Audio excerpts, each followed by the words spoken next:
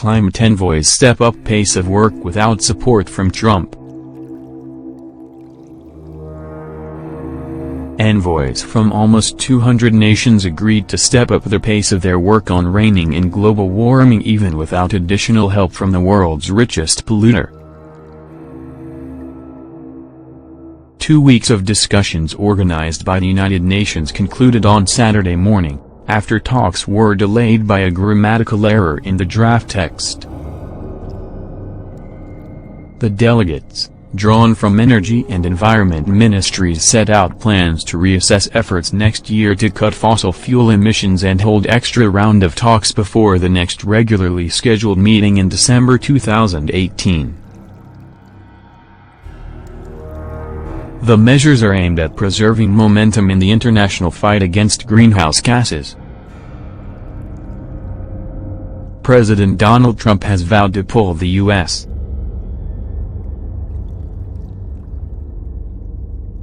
out of the landmark Paris Agreement, and while his delegates joined the consensus in Bonn this week, his government is watering down environmental restrictions at home.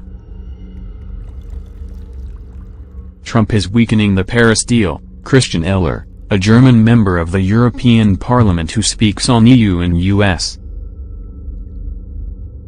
relations at the climate change talks, said in an interview, "You could sense it every day, that the U.S.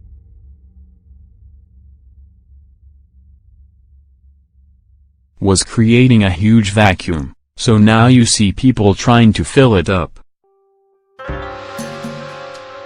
There's a leadership gap, and I think now the interests are falling apart in a way." https://yimg.com/fce/api/res/1 2/LNND5 turn 2 adrj 5G tilde C/xwalk 9C3 Jagrico 2 ZPPWZPBGW7 add 0 Zodk 7 CHHVSME 9 MT2 9MZJ003 Oda 7 C209 MTT3 4 na/http://slingstone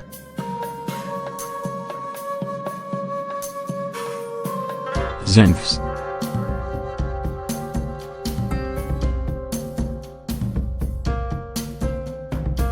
com/7_img/6299F07670E590D91F977A6F0E50. The voluntary pledges on cutting fossil fuel pollution that countries including the U.S. made in Paris 2 years ago aren't enough to meet the UN's target to hold global warming to well below 2 degrees Celsius, 3.6 degrees Fahrenheit, since pre-industrial times. A degree of warming over the past century already has been blamed for stronger storms, more frequent floods and droughts and rising seas. We are 15 years or so away from busting the 1.5 degree Celsius budget, said Piers Forster, a professor of climate change at the University of Leeds. Emissions need to decrease to zero over the next 40 years to prevent us breaching this 1.5 threshold. We can do it, but all countries, cities and citizens need to move. This year's talks were largely a launchpad for next year's round of discussions, where countries will start a process that will eventually lead to them putting new, tougher pledges on the table. Yet Trump's reluctance to engage in new meaningful efforts was just part of the discord that emerged in Bonn.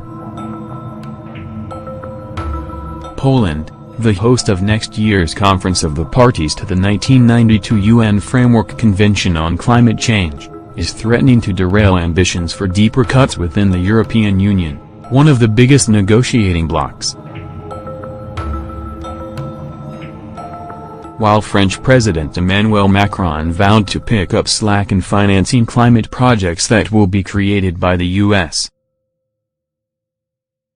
departure, German Chancellor Angela Merkel told delegates at the meeting that coal would remain a big part of her nation's energy policy. China and India revived efforts to differentiate their contribution to emissions reductions from richer nations. This COP saw Germany drastically lose credibility and leadership on climate action, said Suelen Huus, executive director of Greenpeace in Germany. Merkel's disappointing speech failed to align Germany with a coalition of progressive nations stepping away from coal, raising doubts if Germany is committed to the ambition of the Paris Agreement.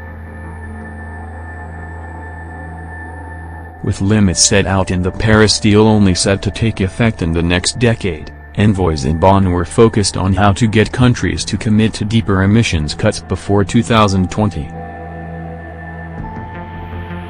To do that, they asked for each country to submit evidence about what they've done to implement anti-pollution programs in time for the 2018 meeting. Fiji, which presided over this year's discussions, persuaded the delegates to endorse a series of Talanoa dialogues, a traditional gathering around a large wooden bowl called Tanoa in the South Pacific nation where village elders share stories in hopes of building a consensus for action.